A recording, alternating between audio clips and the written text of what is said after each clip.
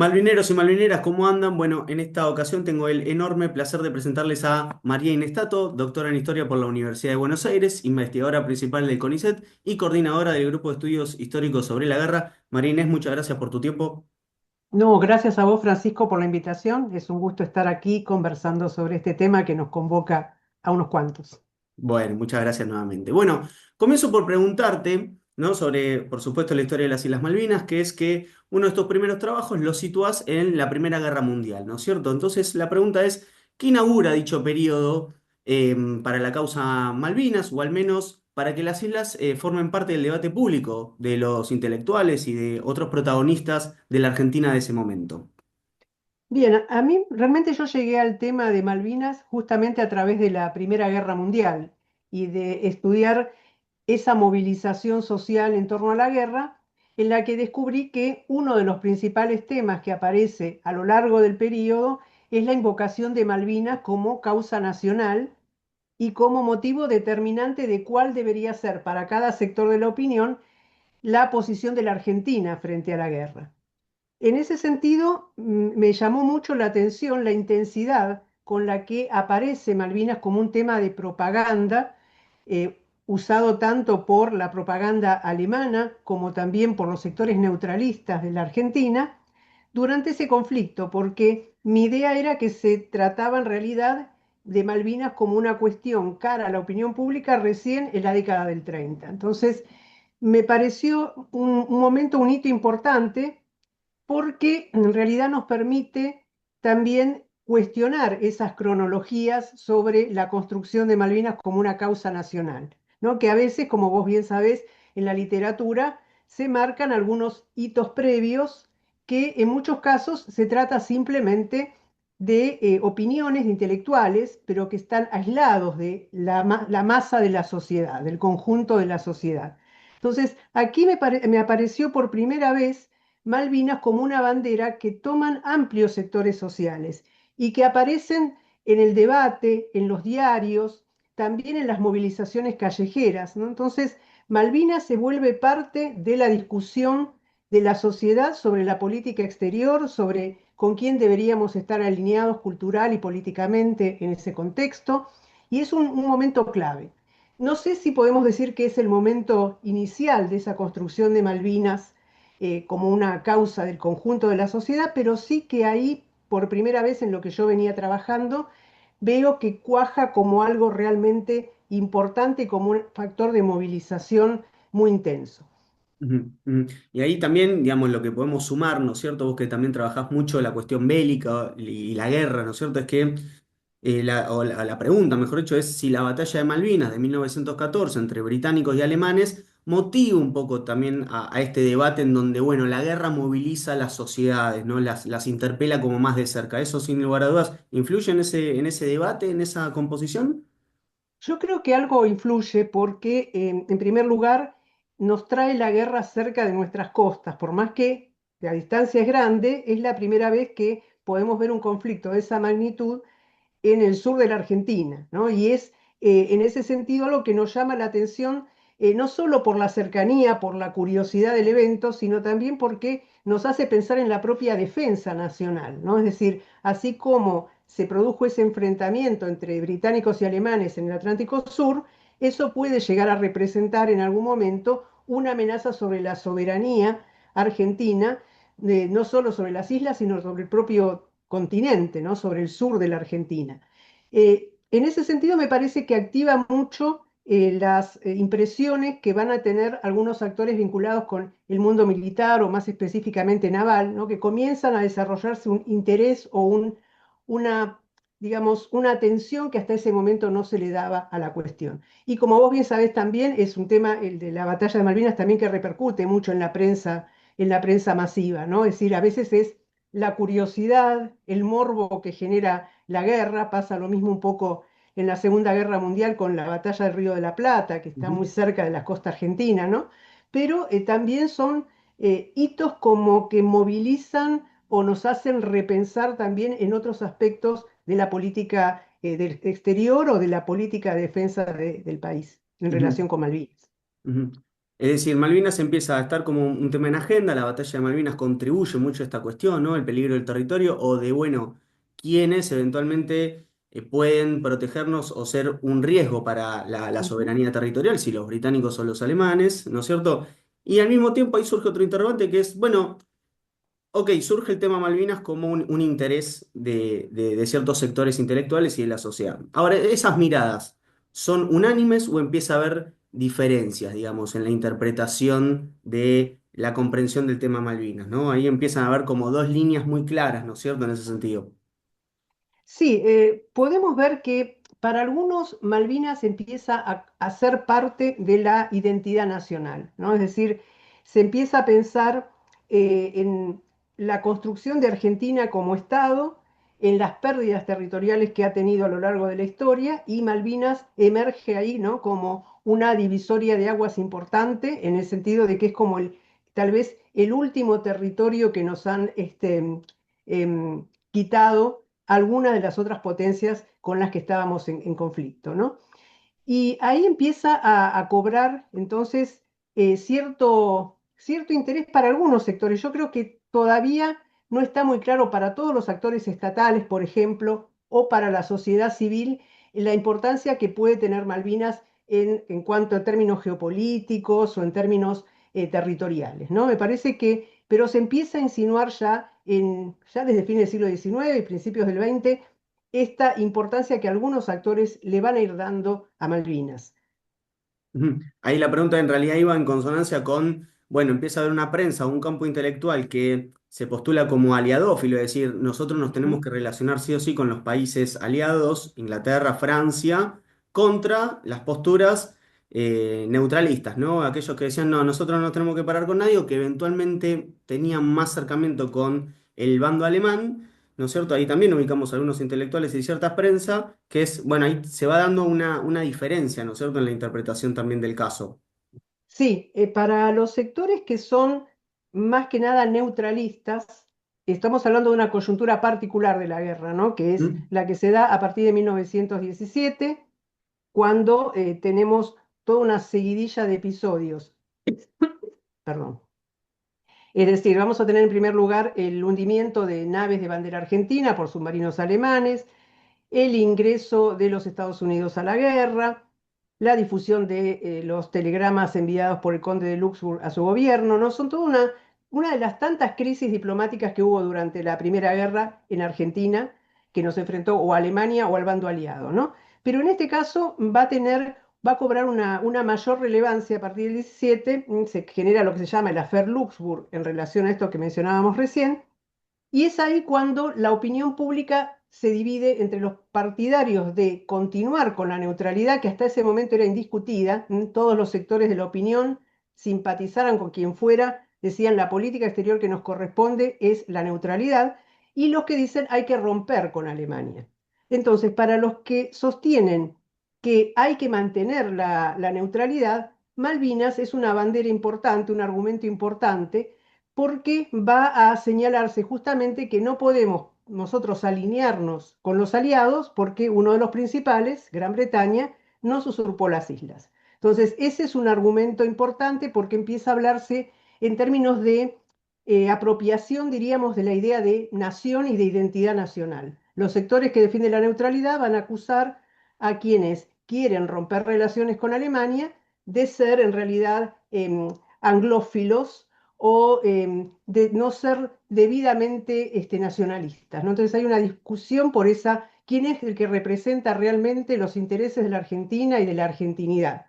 Y eso es algo muy, muy fuerte que se da en esa coyuntura en particular, ¿no? Y que, por supuesto, va a ser explotada también por la propaganda alemana, ya lo estaba haciendo desde el principio de la guerra. Entonces se enfatiza mucho esta cuestión de el carácter imperialista y expansionista de Gran Bretaña y cómo eso afectó en nuestro caso muy flagrantemente con el caso Malvinas, nuestra soberanía. Eso es clave. Los otros sectores en general, los sectores proaliados, no se refieren a Malvinas, tienden a ignorar el hecho, ¿no? Es decir, como que priorizan otro tipo de consideraciones y no responden a este argumento, pero en general es sí una coyuntura donde se activa mucho el antiimperialismo, el nacionalismo, ¿no? Y el nacionalismo como un campo de disputa, ¿no?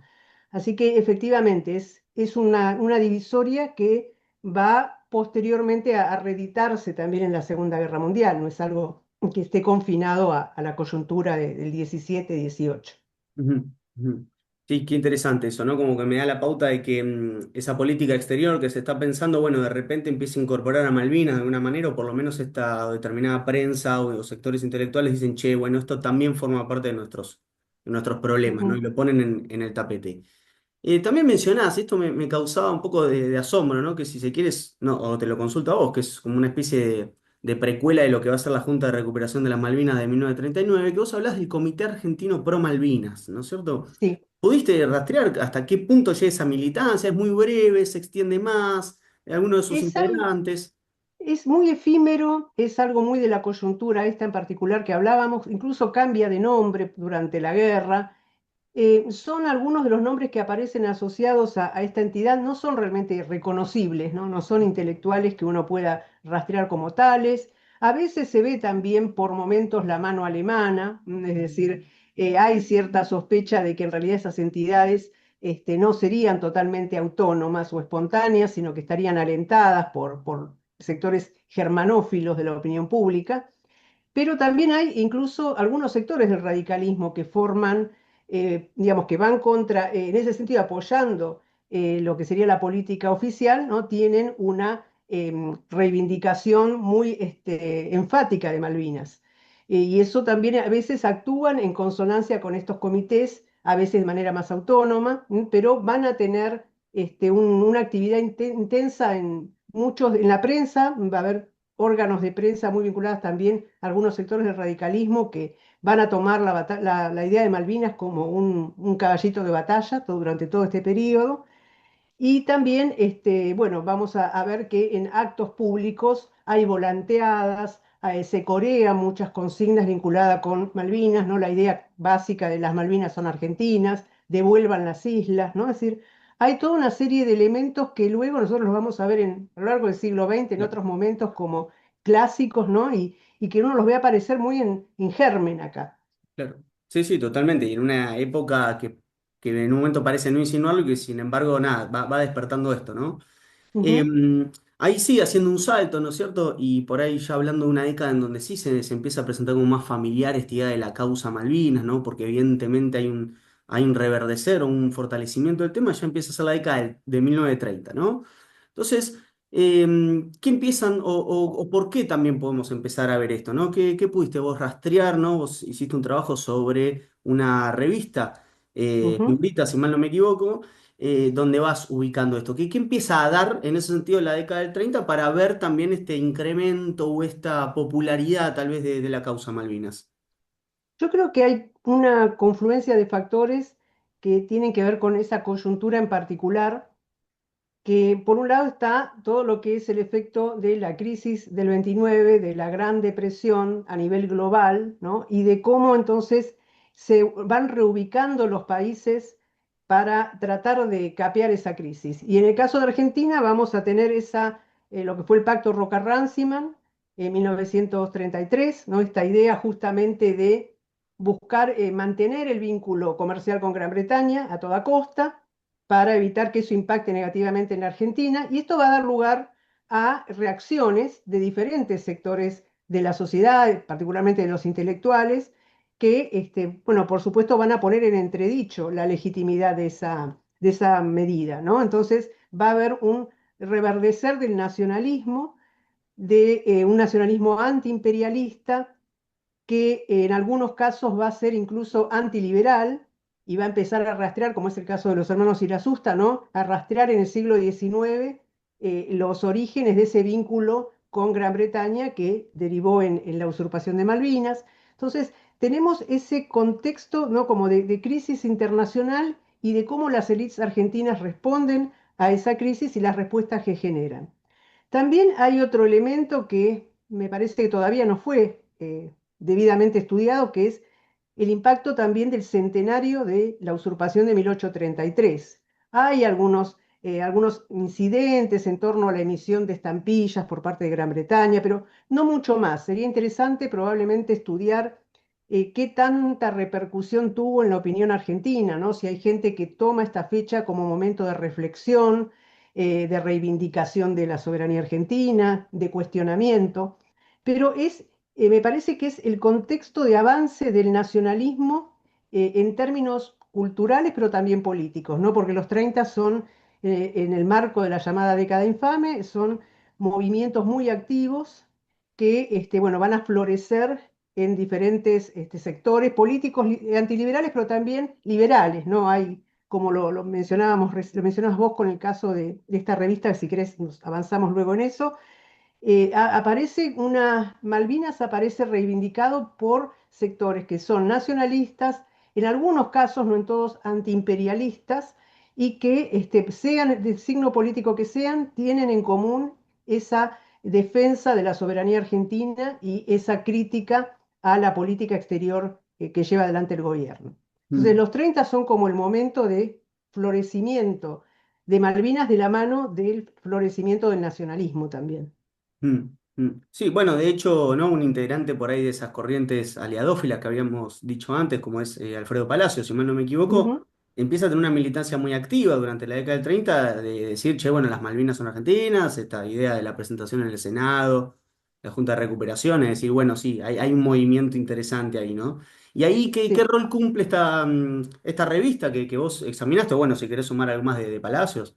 Sí, Eh, sí, Palacios es como un precursor en ese sentido en los 30, como una voz dentro del Estado que va en realidad contracorriente, ¿no? Porque el Estado argentino durante la década del 30, como vemos, estaba volcado a preservar el vínculo comercial con Gran Bretaña, entonces Malvinas era un tema que dejaba como algo marginal y que no era su prioridad, ¿no? Y en cambio, la agenda de Palacios, y que va a ser retomada luego por el Congreso, ¿no? Malvinas tiene un lugar importante y de hecho él va a tener este proyecto de ley que va a ser aprobado por unanimidad en el Congreso para que se traduzca y se construyan versiones, una versión abreviada y una completa de la obra de Paul Grusac, Las Islas Malvinas, que había sido escrita en francés en 1910. Entonces ahí tienen, bueno, Palacios va a tener una larga presentación en el Congreso, en el Senado, que luego se recoge incluso en forma de libro, donde va a sentar las bases justamente para traducir esta obra y que se difunda a toda la sociedad, a las escuelas y digamos, para llegar al hombre común, ¿no? Al argentino común. Y la revista a la que vos aludías también es como parte surge de este mismo contexto, de este mismo clima que genera Palacios, ¿sí? Porque en realidad se trata de figuritas, subtitulada La Revista Argentina del Escolar, una publicación que está orientada no solo a los niños, sino también a la comunidad docente. Tiene tanto desde historietas, notas sobre temas que se tratan en la currícula oficial, como también temas pedagógicos y demás, ¿no? Y es una revista que en 1936 va a lanzar una campaña como resultado de la petición por parte de algunas escuelas de la donación de ejemplares de libros para sus bibliotecas de aula o de escuela. Y la revista entonces consigue intermediar con, con las bibliotecas populares, con la Comisión de Bibliotecas Populares, para que le donen justamente la obra que Palacios hizo traducir, la obra de Grusac. Y va a ser como una intermediaria y a partir de ahí en realidad no lanza una campaña, es una consigna más que circulaba como otras tantas que la revista a menudo hacía, y era pedirle a sus lectores que explicaran la frase "Las Malvinas son argentinas". Y muchos de esos lectores, estamos hablando de niños de escuela primaria, también a veces incentivados por los maestros o directores, responden muy enfáticamente a esto, algunos tomando los argumentos que aparecían en la obra de Grusac, otros más espontáneos, más emocionalmente, y envían realmente un aluvión de cartas a la revista que da cuenta de que en realidad existía ya antes de la campaña de lo que del profesor Plin, que es quien lanza esta iniciativa, existía ya en la sociedad un interés por Malvinas y una convicción en Malvinas. Esto es como una suerte de disparador, esa consigna, que va a extenderse durante varios años. Es decir, la revista dura 10 años, pero la campaña va a durar hasta 1940. Después podemos conversar por qué, pero en realidad es muy intensa porque no solo está este eslogan que la revista va a pedir que se difunda en las aulas, en las calles,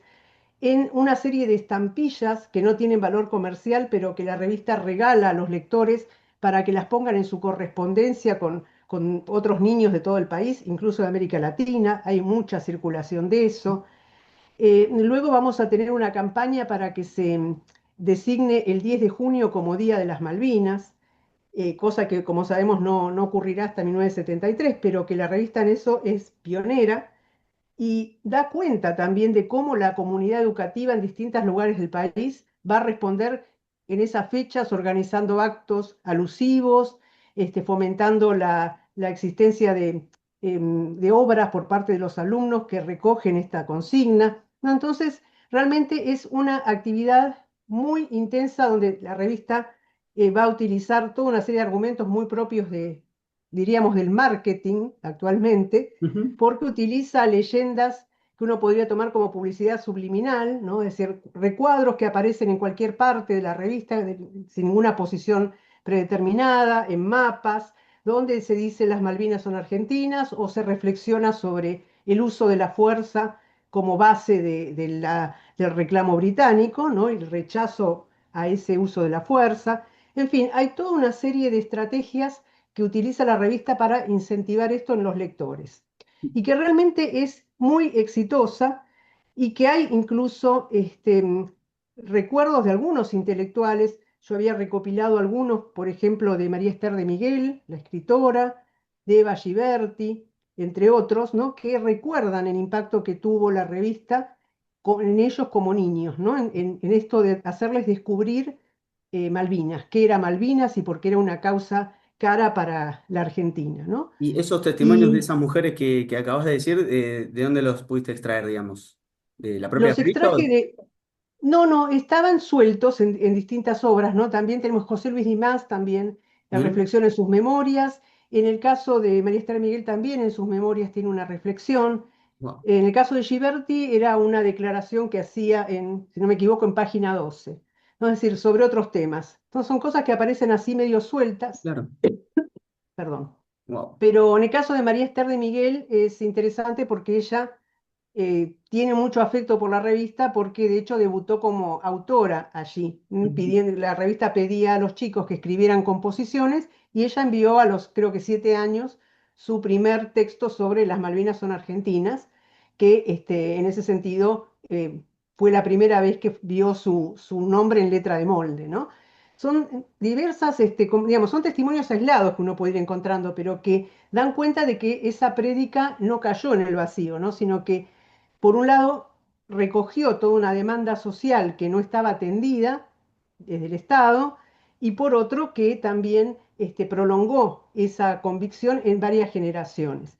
Y decía esto del Estado porque en realidad en la época Malvinas no era tema de enseñanza en la escuela primaria, en las clases de historia, ¿no? Eso es algo que se incorpora recién en la década del 50 y hasta entonces, digamos, la mayor parte de la población escolar, que es la que iba a la escuela primaria, porque a secundario llegaba muchísimo menos, no tenían la idea, la información sobre Malvinas, sobre su historia y sobre la importancia que tenían para los argentinos, ¿no? Es decir, el Estado estaba, por eso a veces a mí me gusta mostrar la idea del paralelo, ¿no? Pero es como que el Estado iba por una vía y la sociedad tenía una demanda y una mirada diferente sobre Malvinas a lo largo del periodo.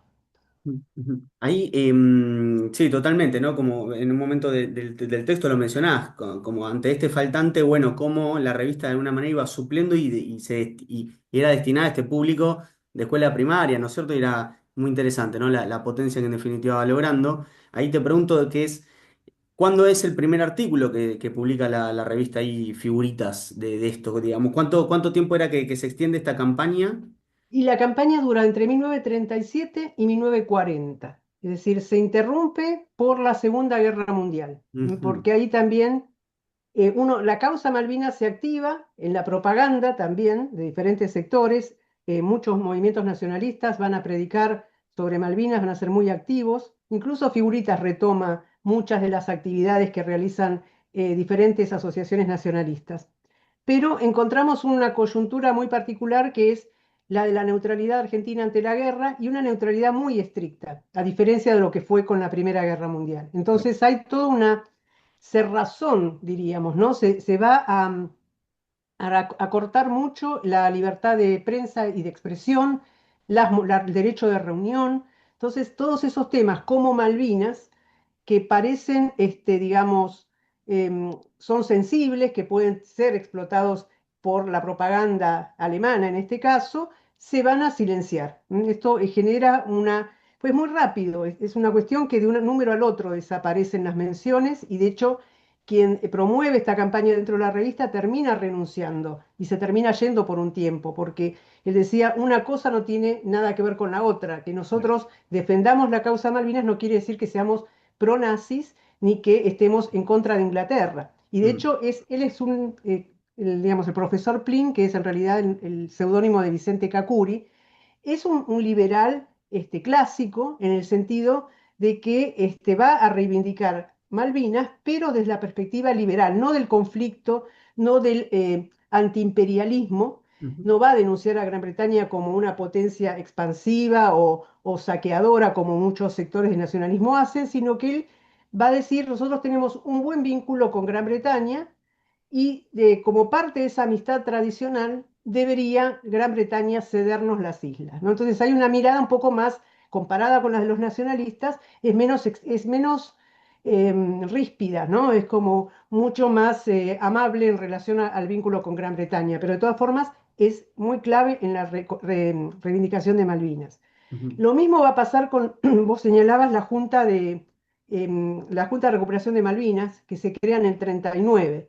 El presidente va a ser Alfredo Palacios inicialmente, va a convivir con intelectuales nacionalistas que no son socialistas y están en el polo opuesto en realidad del Claro. punto de vista político de Palacios. Pero bueno, van a convivir por poco tiempo porque justamente Palacios va a ser uno de estos intelectuales con simpatías por los aliados que va a decir debemos suspender las actividades de la Junta hasta tanto la guerra, bueno, vaya cediendo. Sobre todo teniendo en cuenta que 1940 es una coyuntura en la que todavía está como no está muy claro cuál va a ser en realidad el panorama de la guerra y Gran Bretaña está en una posición bastante delicada, los aliados en general, ¿no? Es decir, con la ocupación de París, en fin, con los ataques aéreos a Gran Bretaña, vamos a encontrarnos que es un momento de medio de debilidad de los aliados, entonces Palacios va a contribuir a ese clima diciendo, yo me voy a apartar porque no estoy de acuerdo en que sigamos explotando el tema Malvinas, ¿no?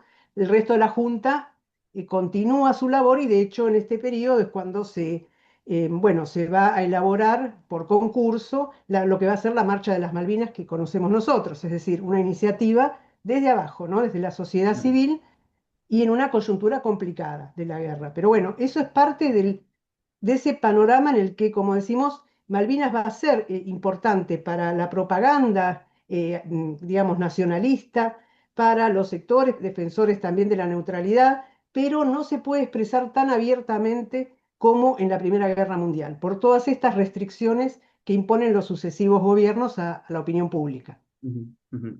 Bien, vuelvo a hacer un salto temporal, si querés Ujú, cualquier cosa reponés, si te parece que hay algo interesante a decir, pero después empezamos a ver que los 60 los 70, ¿no es cierto?, no vuelven a dar, ¿no? Como ahí sí, en definitiva, una especie de imagen cenital, ¿no es cierto?, como muy acentuada de lo que es ya esta causa Malvinas. Vemos una movilización cada vez popular que incluso va acompañado desde lo diplomático, ¿no es cierto? Y de alguna manera es bueno, ¿cuál es el salto cualitativo, ¿no es cierto?, de la década del 60 y del 70? Es una acumulación de experiencias previas, hay una nueva narrativa. ¿Cómo podemos examinar estas ujú. décadas, si se quiere?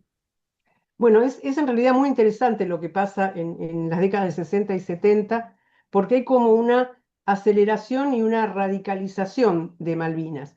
Como bien mencionabas, está por un lado la cuestión diplomática, que ahí tenemos avances en las Naciones Unidas, ¿no? Con la resolución 2065, con el reconocimiento, ¿no? de la Asamblea, que estamos hablando de un caso de colonialismo, que estamos hablando de un diferendo que debe ser conducir a negociaciones, cosa que Gran Bretaña evitaba desde 1833, es realmente un momento clave, ¿no? Para lo que es la postura oficial argentina. Y un momento en el que vuelve a ser como empieza a ser una política de Estado en realidad, ¿no? Porque hasta ese momento Malvinas era, como decíamos, bastante marginal. Bueno, en los 50 ya encontramos algo más de política de Estado, también ligada a lo que es la cuestión antártica. Pero digo, acá en los 60 es una etapa donde hay un buen prospecto de la posible evolución diplomática de la cuestión, ¿no? De la cuestión en términos de diferendo, ¿no? Y la posibilidad de llegar a un resultado positivo para Argentina. Pero bueno, al mismo tiempo vamos a encontrar que va a ir acompañado de una suerte, decíamos, de radicalización, porque ya el reclamo en muchos casos no va a ser simplemente puramente narrativo ni retórico, ¿no? De decir las Malvinas son argentinas, sino que se acompañan de actos concretos, ¿no? Primero vamos a tener lo que fue el vuelo de Fitzgerald a las islas, ¿no? Es decir, cuando va a aterrizar brevemente, pone la bandera argentina, es todo como un acto de, digamos, de reivindicación concreto, como él lo dice, a título individual, apoyando, como él también lo dice, lo que está haciendo el gobierno en las Naciones Unidas.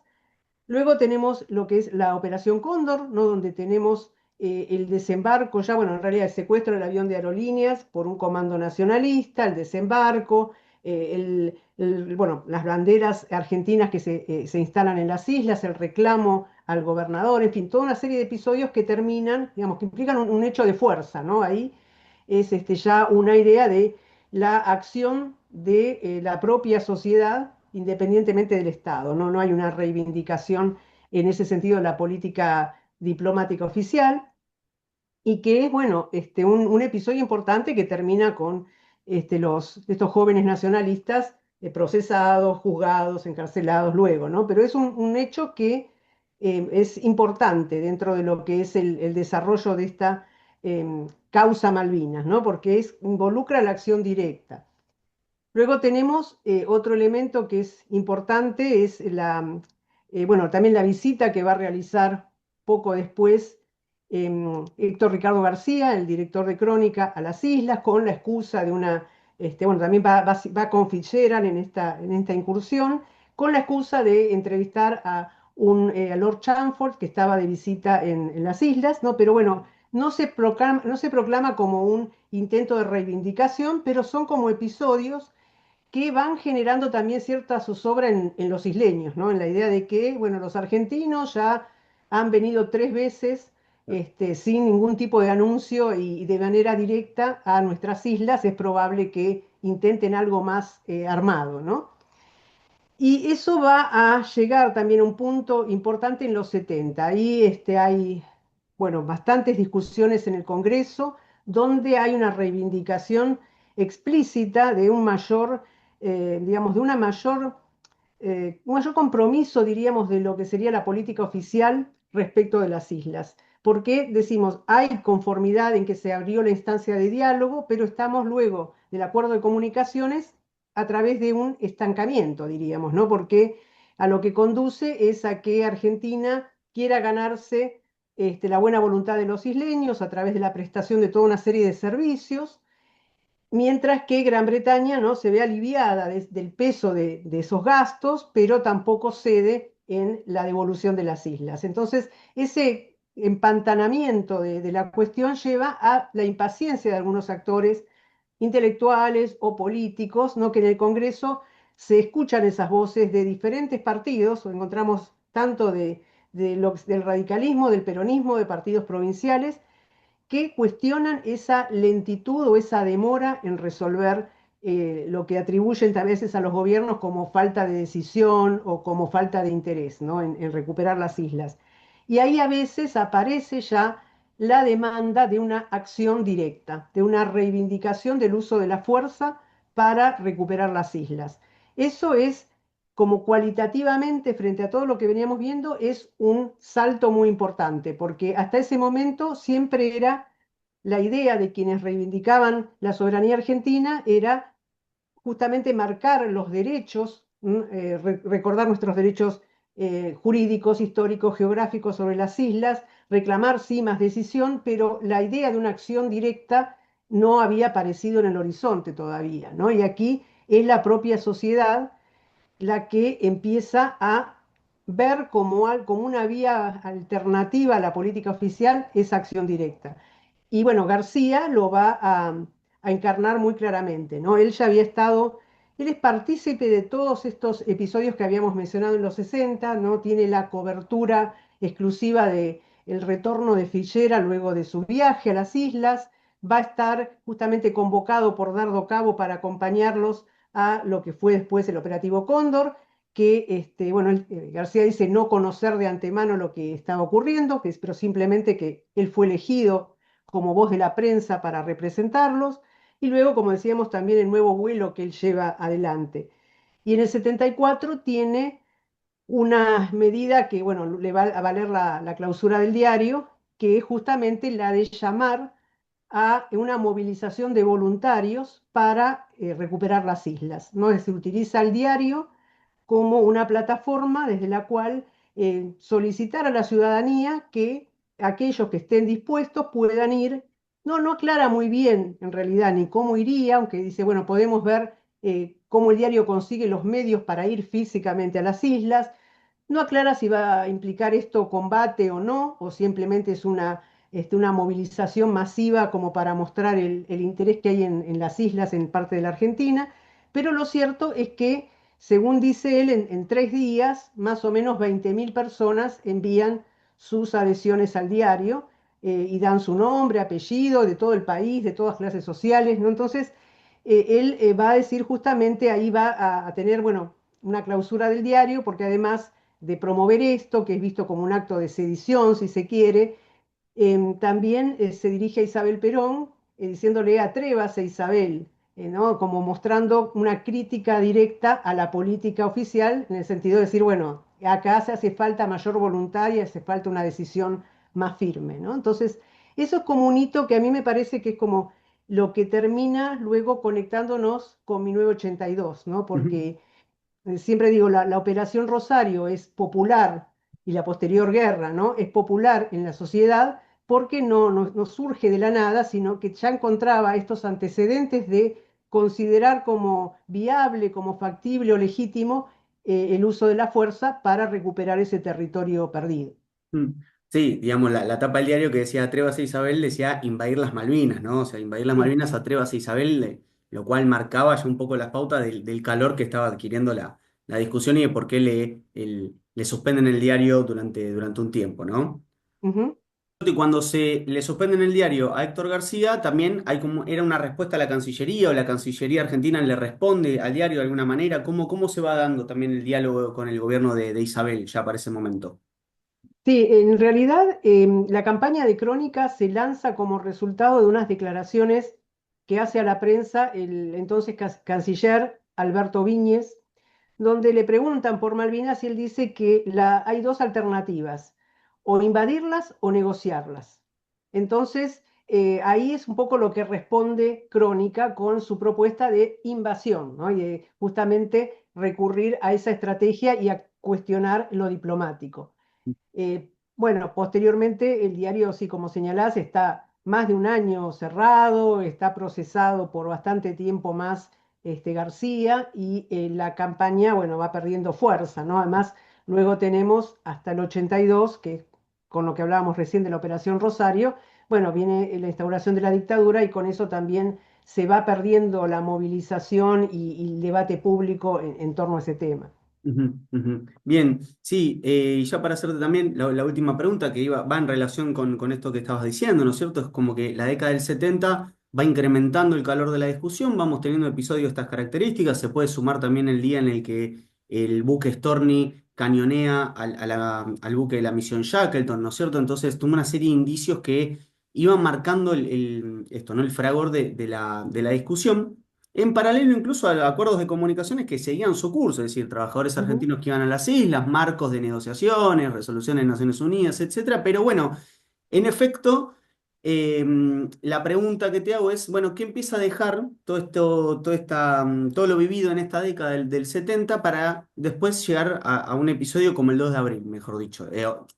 ¿Cómo hacemos para llegar a un episodio como el 2 de abril, ¿no? O mejor dicho, ¿cómo es que llegamos a que se tome una decisión, cómo encarar lo que fue el operativo Rosario y que la sociedad haya dado su visto bueno, ¿no es cierto?, en relación a esto que estábamos charlando recién de los 70s. Sí, la cuestión de Malvinas es un tema que había interesado en realidad a algunos sectores de las Fuerzas Armadas, más específicamente vinculados con la Armada, ¿no? Donde hay ya en los 70 algún plan, aunque no es exactamente un plan, pero bueno, alguna idea, ¿no? De poder retomar, aunque sea como un ejercicio planteado a las tropas, la idea de tomar las islas, de invadir las islas, ¿no? Esto en realidad se ha especulado mucho sobre por qué el proceso tomó en esa coyuntura la decisión de levantar esta bandera, si hubo una o no una especulación con la posibilidad de lograr mayor consenso social, en un momento en el que atravesaba una crisis tanto interna de interfuerzas, diríamos, como también una mayor publicidad de las violaciones a los derechos humanos, la crisis económica, en fin. Hay mucho que tiene que ver con un factor también de aprovechamiento de la coyuntura y de utilización o de apelación a esta causa que era muy popular para ganar algún tipo de consenso, ¿no? Es un poco lo que también le va a ocurrir al gobierno de Thatcher, por más que para los británicos Malvinas tiene una significación muy distinta a lo que tiene para nosotros, pero es una oportunidad para obtener consenso interno y para sobrellevar una coyuntura complicada, ¿no? Apelar en este caso, en el caso de ellos, a la defensa del imperio, ¿no? Y de esta fracción del imperio que sería Malvinas, desde su perspectiva. Pero bueno, en fin, lo que yo digo es, el proceso utiliza o recurre a esta causa popular, lanzando lo que fue la Operación Rosario, que bueno, fue exitosa como tal, en el sentido de que estuvo planificada y dio un resultado como el esperado. La cuestión es que no se pretendía con eso lanzar la guerra, ¿no? Sino que se intentó ese ejercicio como una forma de ejercer presión sobre el Reino Unido en momentos en el que se estaba negociando en Naciones Unidas la cuestión, ¿no? Es como un hecho de fuerza que mostraría la disposición argentina, el valor que le daba Argentina a esas islas, y un hecho consumado, como para que Gran Bretaña aceptara delegarlas, ¿no? De cederlas. Es decir, que es algo que la operación estuvo bien planteada y bien, digamos, bien conseguidos los objetivos que se había planteado como tal, pero no estaba previsto algo que fuera permanente ni que esto derivara en una guerra, ¿no? Por eso hay mucho luego de improvisación en el sentido de que continúa luego, esto deriva en una guerra, en algo que no era un escenario esperado por la dictadura, y la forma en que se la encara bueno, está marcada por la improvisación, como dan cuenta muchos análisis y testimonios de combatientes también sobre esto, ¿no? Pero bueno, ya estamos entrando en otro terreno. Pero ¿por qué la sociedad apoyó esto? Bueno, a mí me parece que más allá de que obviamente hubo propaganda oficial en torno a Malvinas, todos los estados beligerantes siempre desarrollan propaganda para movilizar a la sociedad, eso está claro, pero no es algo que se haya instalado de un día para el otro por parte del Estado. Es decir, no es algo que podamos atribuir el apoyo social exclusivamente a una decisión desde arriba, ¿no? Sino que hay una convicción muy extendida, que es lo que llamamos la causa Malvinas, ¿no? Esta identificación de Malvinas con la identidad nacional, la convicción en que son parte de nuestro patrimonio, en la legitimidad de nuestro reclamo, en la necesidad de que se vuelvan a integrar nuestro territorio, que está, como hemos visto, ya muy activado desde décadas antes, de por lo menos una década y media antes, ¿no? Es decir, ya es algo que está formando parte del imaginario argentino desde varias décadas atrás, como veíamos cuando nos referíamos a la Primera Guerra, y que en las décadas de 60 y 70 cobró un mayor dinamismo en el sentido de volverse más extrema esa convicción y admitir el uso de la fuerza como herramienta para conseguir esa restitución de las islas, ¿no? Entonces me parece que por eso también 1982 tampoco puede entenderse separadamente de todo ese proceso social y cultural de construcción de Malvinas como una causa nacional. Es el punto de llegada, si se quiere, de algo de mucho más largo plazo y de una convicción muy arraigada y muy ligada también a lo emocional y a lo sentimental, ¿no? Porque también en ese sentido, más allá de los, digamos, de los argumentos racionales, históricos, jurídicos o geográficos que podamos darle al tema, también Malvinas encierra una dimensión emocional bastante marcada, ¿no? Y que por eso mismo explica ese fervor y ese apoyo que se dio a una iniciativa de un gobierno que era repudiado en otros aspectos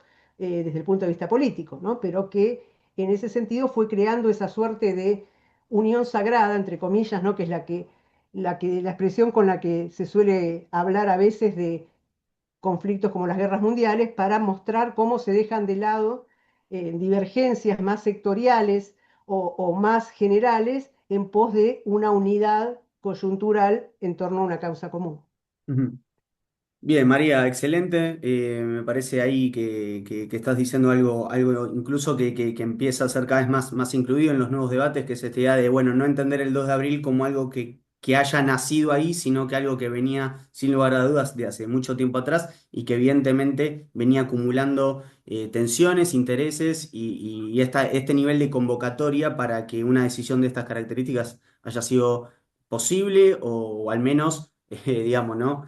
Sí, esto, posible de encarar, ¿no es cierto? Así que también hasta acá ha sido mi hoja de ruta, con lo cual nada, te agradezco por toda la información que has brindado, así que bueno, hacerte ese agradecimiento.